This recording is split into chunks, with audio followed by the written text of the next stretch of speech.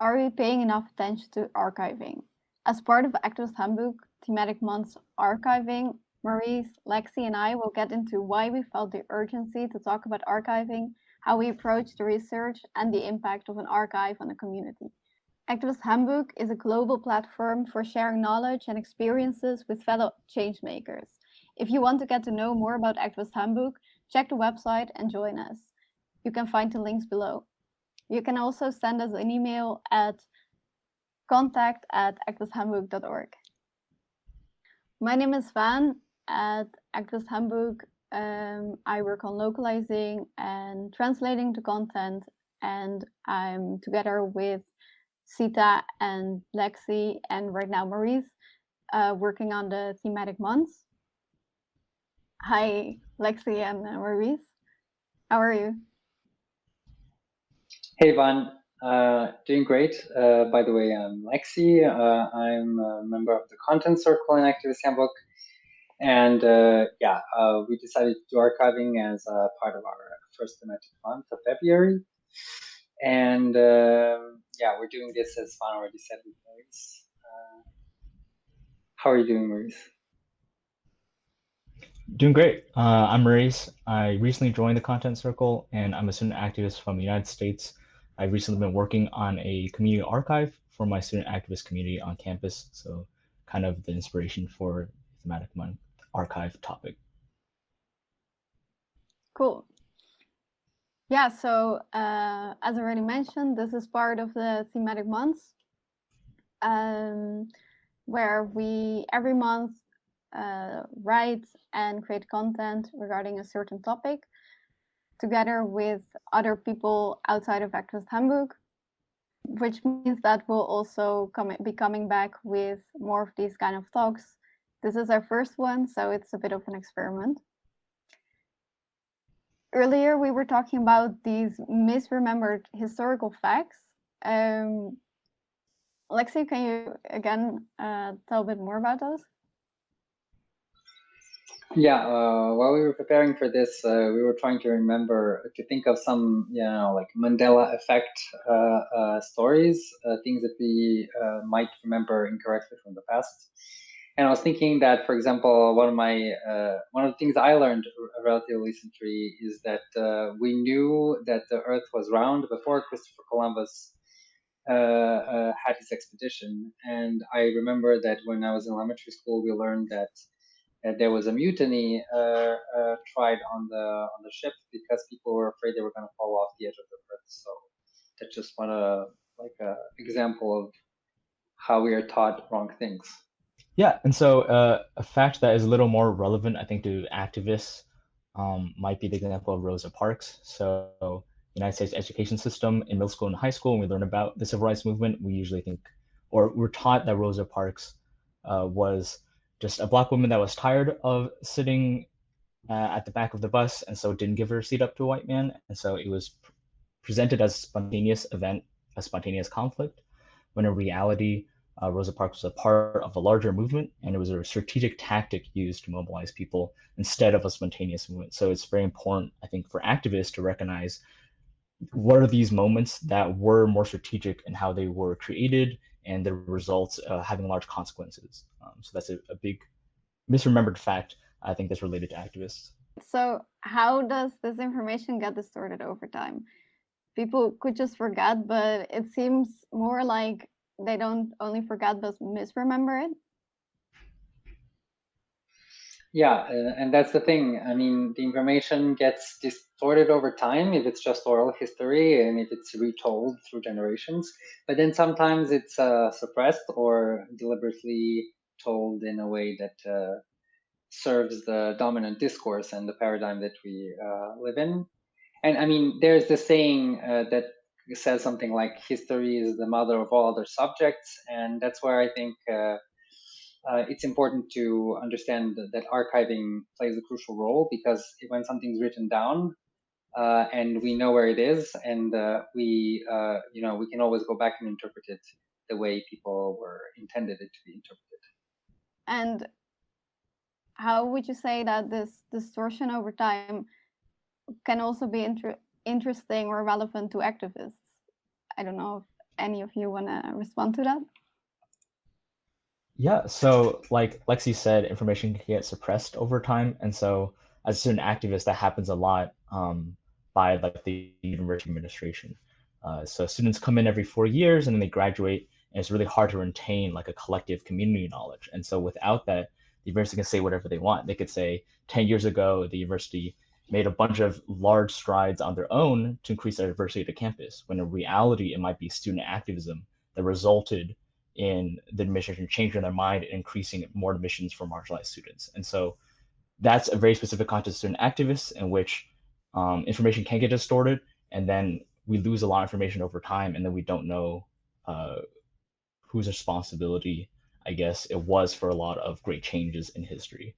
And so the impact of archive on the community really, at least for student activists, is that transgenerational learning, that across generations we can pass down information.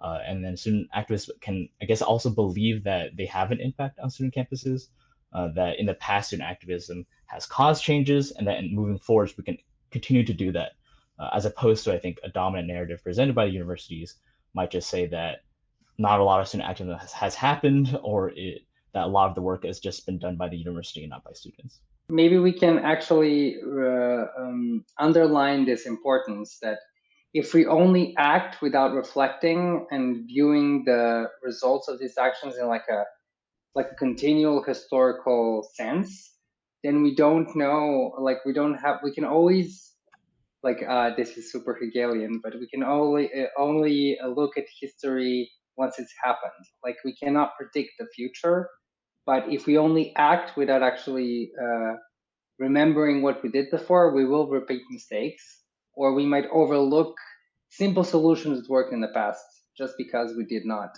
do archiving. Could you see maybe in some way also archiving as a form of direct action?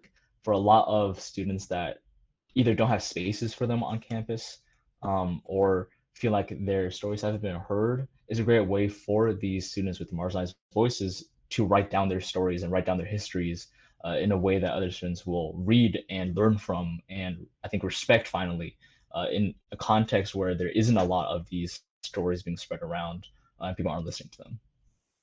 So could you then say that archiving is really like a tool for activists to use?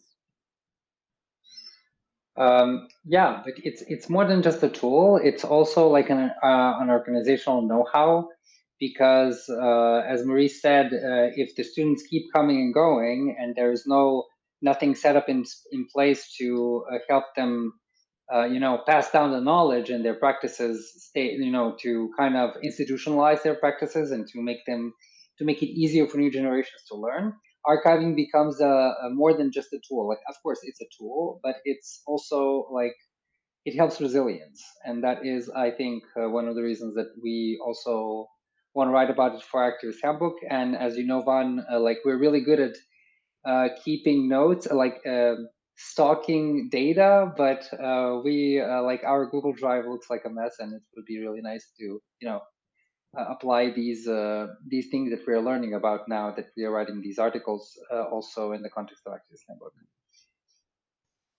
Yeah, and the research that I've been looking at for community archives especially, I think really boosts, I think it's been said to boost marginalized voices, right? What does it look like when a community doesn't have access or historically has not been able to write down their own histories? And so to be able to do that finally and go back and record history for the future is also a very powerful way, I think, that can ground people both in the communities, and then moving forwards, what does it look like to have that information and then become activists as well? So it can lead to and cause a lot of very powerful activism and organizing that is like based in the community and in their history. Can you tell a bit more like how that works for you, and what you're doing with at Washington University? Yeah, so our project, I'm really restarting a project that happened, I'd say, like 7 years ago. And so at that point, it was a lot of really exciting activism happening. It was around, I think, an environmental justice related topic, and students were really excited about activism. And so they recorded a lot of information from that era. And it was a really great, I think, moment of having an archive at the moment of saving information for the future. So that's a moment in which even now a lot of student activists like know about and can look back to because they wrote down information about that. But then shortly after that moment, so that was 2015, I think around 2017, it kind of slowed down and there was less archival information. And so as a student activist in 2022, we don't know anything that happened between then and now, right? It's this really incredible organizing that happened, and then what happened for 7 years, and then now here we are, right? So that's an aspect of like recording histories and passing down information that when it doesn't happen, a community can be lost. And also we have had to rebuild a lot of communal knowledge, right? Like how do we do protests even? How do we do X, Y, and Z? In our specific context on campus, a lot of that we've had to relearn because information was created at some point and then it was lost over time.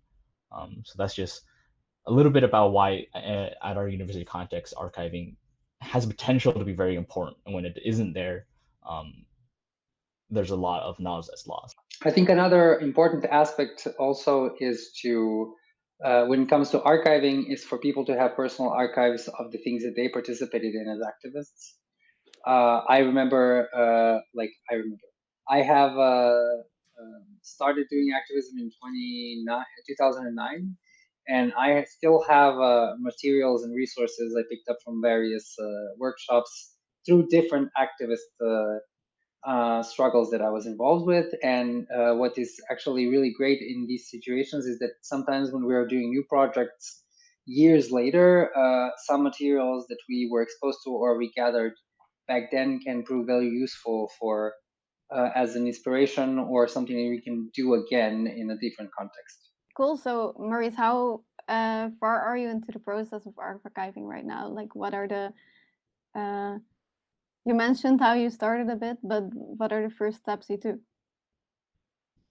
Yeah, so my team has been focused on creating a digital archive, so it saves us the burden of having to preserve old documents. So right now, it's really just trying to recreate that history from the last 7 years that has been lost. So finding old documents, reaching out to either old alumni who have documents, or otherwise just like scanning them and preserving them. And so we're really in the first stage of just like accumulating resources. And we haven't yet gotten to, I think, some later stages that Lexi can talk about of what it looks like to really assemble an archive. And so really for now, it's just trying to gather as much information as possible. Yeah, when it comes to how to assemble an archive, this is something that we're writing an article about right now, Maurice and I. We're actually going to write 3 articles related to this. And the one that we're working on right now is related to like the process of archiving itself.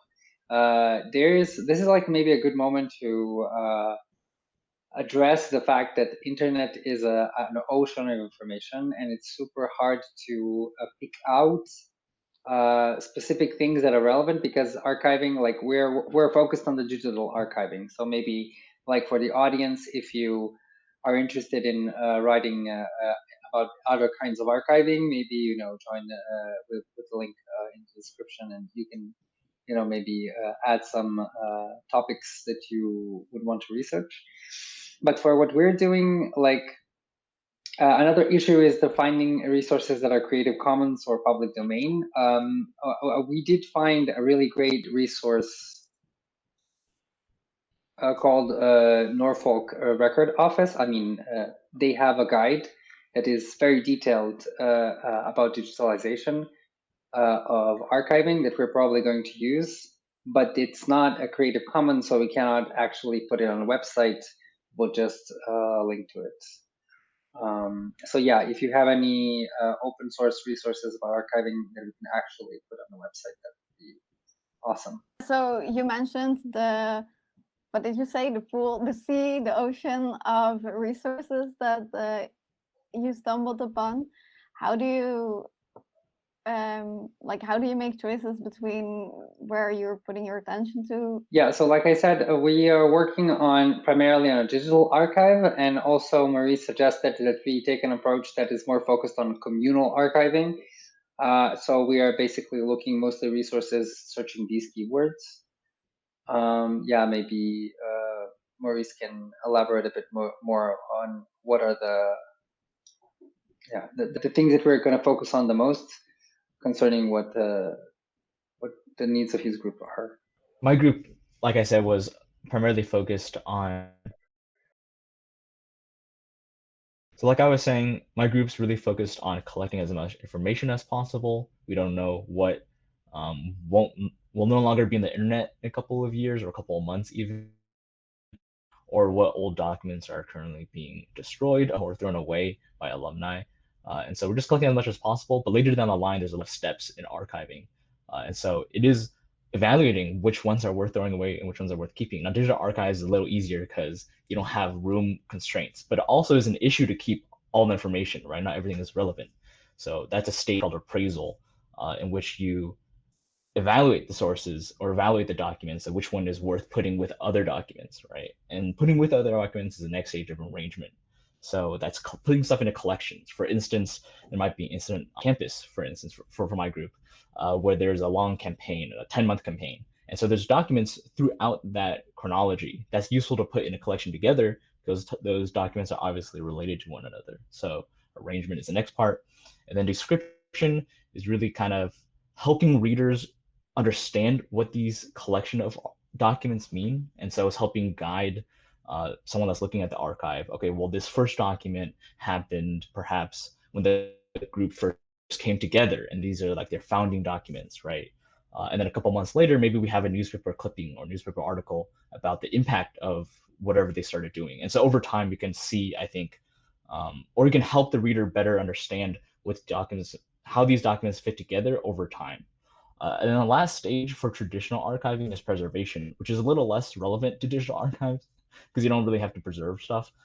But there are some security concerns as well with saving documents, for instance. There's a lot of metadata on files that you have to delete, or other ways to make sure that your files are secure and won't be deleted or won't be hacked. Yeah, and that's exactly what we're going to be covering in the second article that is going to be more about tools that we can use for digital archiving. And what are the ways to make these, what are some cloud storage options? What are open source apps that we can use for archiving? And what are ways that we can use to make backups in case somebody wants to bring these archives down or for any reason they get incompatible with browsers or technology used on the internet to access them. Maybe this is a bit of an open door, but you've mentioned open source a few times. Is there a relevance for documents to be open source within an archive? I think one of the principles of Activist Handbook is to make information available and open and accessible. So open source archives provide this. And I think also communal archiving that doesn't cost a lot of money and is also affordable must come with open source software because yeah, if we want to strengthen minorities or communities that are smaller to work on archiving, like to integrate archiving as a part of their practices, having something that's open source is much more accessible, makes it much more accessible for them. Cool, yeah, makes sense. All right, so yeah, you mentioned security or the security of an archive, which I can imagine is a really important aspect for activists that try to archive things, since there might be more interest in taking these archives down. Are there other things to take into account as an activist movement when archiving things that you wouldn't find in other practices of archiving? In the activist context, archives shouldn't be centralized, but instead, there's another thing when that is, I think, particularly related to activism. In archiving, that's the respecting of the rule of providence. That is something, provenance, pardon. That is a principle in archiving that suggests that if somebody who gives you a collection suggests the way to describe it and to file it, like how to what Maurice mentioned, how to arrange it and how to approach description. When activists do this and they self-organize, they can also teach members of their community how to do these things themselves. So these archives become more decentralized, essentially, and become more like a cultural tool and a know-how of like everyday life, more than just an institutional, like a state-run archive, which has a very particular reasons and approaches appraisal in a different way than maybe activists would. But we talked about appraisal, like how to decide what to include and what not to include. Like, have you experienced, like, from a student perspective, an activist student perspective, that choosing what to include in the archive becomes a different question than if it was not an activist project?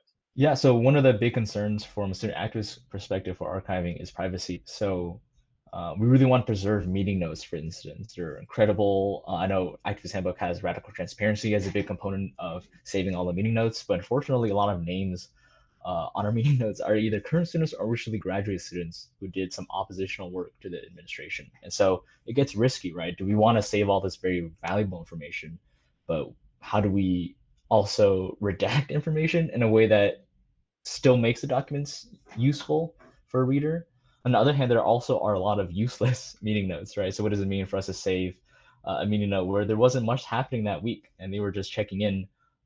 Do we still save that? Is that a part of it? And so these are some challenges of both wanting to save as much as possible and also tempering that with some privacy concerns, and then also trying to determine whether or not these documents are actually useful, because in a digital world, we'll save everything, right? Organization might have thousands of files, but only a small percentage might be actually useful moving forwards for the next generation. And how cool, like, how are you making choices in this? Like, do you have any idea of that already? Like, how you're making those choices of what are relevant ones to keep or not? I think it's definitely a hard answer.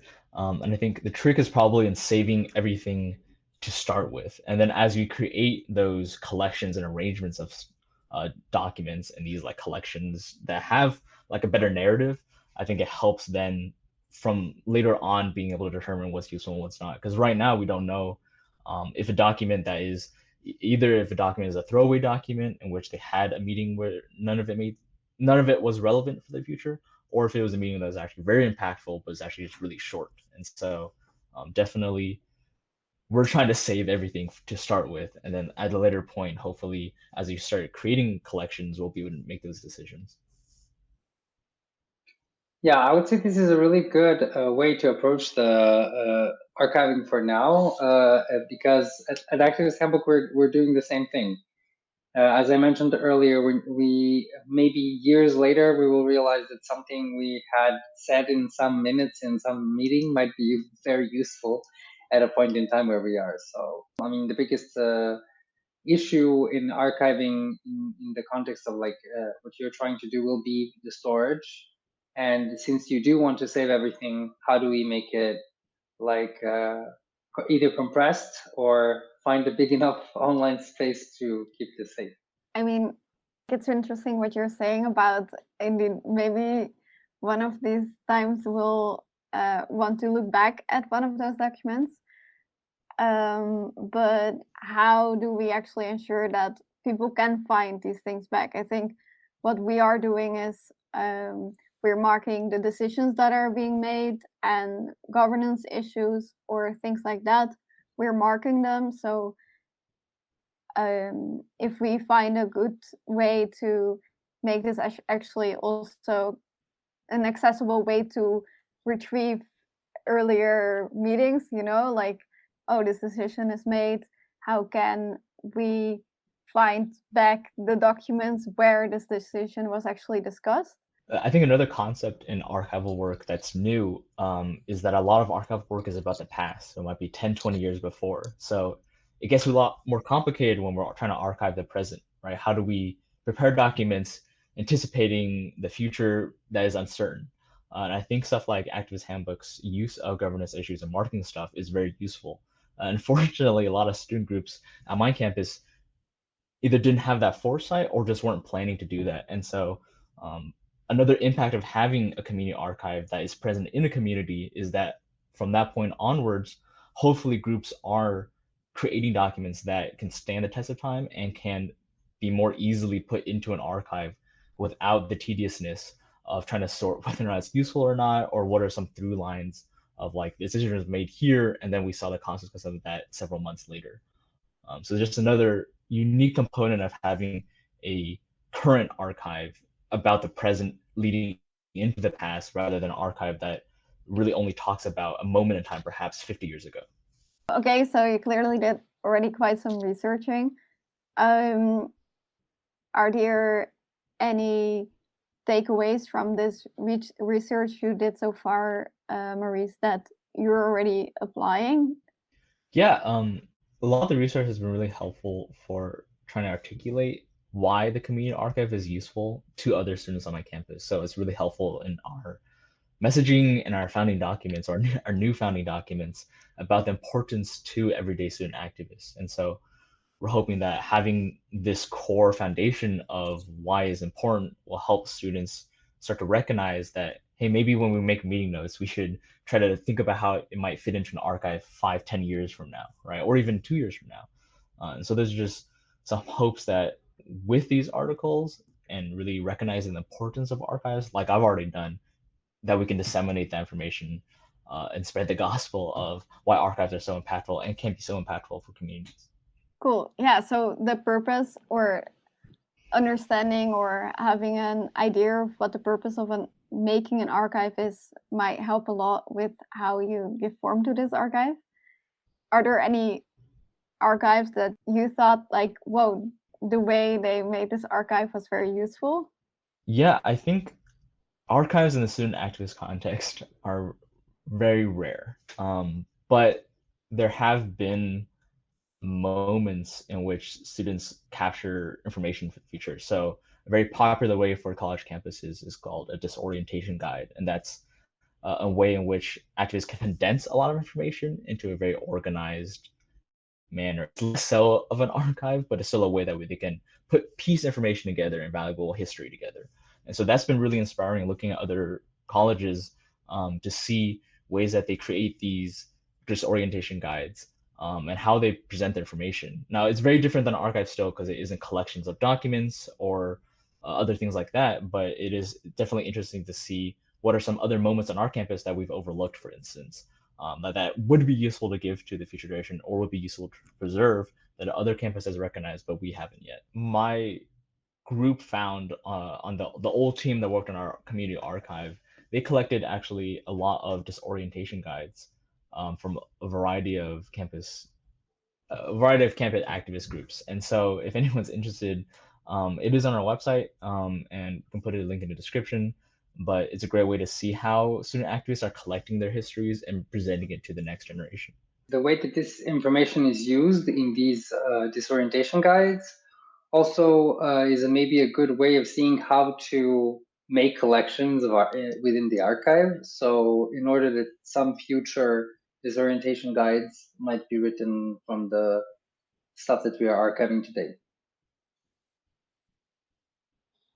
Awesome. So if you really sparked some interest in archiving, hopefully, in some of the listeners or people watching on YouTube, are there any resources in archiving that you recommend checking out, besides, of course, the articles that you were writing? Yeah, and I can mention the articles that we are reading while researching this topic for writing the articles. I already mentioned the Norfolk Record Office, but there's also the Society of American Archivists, where we found a really great way to define these processing steps, such as that Maurice talked about, such as appraisal, arrangement, description, preservation, and so on. So we'll put those in the description as well. So what can we expect next? Yeah, so my project is, like I said, just kind of get more documents. But after that, after we feel like we've collected enough, and we could just also start with what we have, it is trying to create those collections. And I think reaching out also to current student groups on campus to see how those can impact their work as well. If they're in this particular cause or domain of activism, those can be very useful. We're also really inspired by Activist Handbook, so I think we're also considering how can we aggregate information that isn't in documents specifically, but can we also create a wiki that's very specific to our student activist context on our campus? And so passing out information of instances where non-hierarchy didn't work in groups or worked in groups at our school. And so that's other areas that we're exploring of beyond a community archive, what are other ways of passing down information as a really core mission of our group is just to overcome that transgenerational barrier of students graduating constantly. Yeah, as far as the archiving at Activist Handbook as a part of the thematic month goes, we are actually going to write 3 articles. One is going to be what we talked about now, more or less. The second one is going to be more about tools and open source programs for archiving. And there's going to be an article that is more general about the project that Maurice is working on.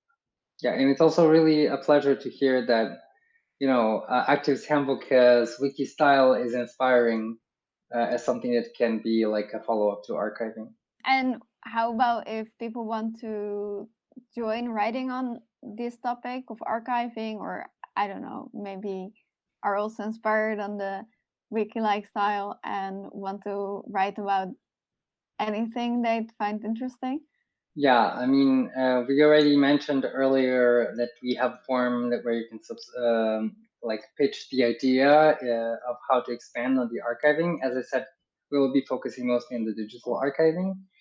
A link for this form is going to be in the description of the video. So please, if you are passionate about archiving or about thematic months as such, and you maybe want to suggest a different topic that we can develop on, please get in touch. And Maurice, if people want to follow you longer, like how the project evolves, is there any place they can follow you? Yeah, so unfortunately, only a couple months ago, we got access to the old Google Drive and all the accounts. So we're really trying to rebuild a lot of the project. We do have an Instagram that we could put in the description, just so people can keep track of updates to our project. But for any specific access to the archives, that's not coming yet. If you've listened all the way through, please share this video and any of the upcoming articles with any other friends and change makers you know might be interested in archiving. And keep an eye on our socials. Like mentioned before, the articles are being written as we speak. So pay attention to the socials. We'll let you know. Good to hear. If you want to join as a writer or in any way to Activist Handbook, you can check out the website, but you can also go to activism.rocks/join and sign up to the Activist Handbook community. Oh. What we do want to know is, how do you like this format? Is there anything we missed saying that you wish we covered? Was it fun? Do you want us to put some background music overlay next time? Yeah, we love this to be more of a conversation with you. So please leave it in the comments, send us an email, or reach out to us in any other way.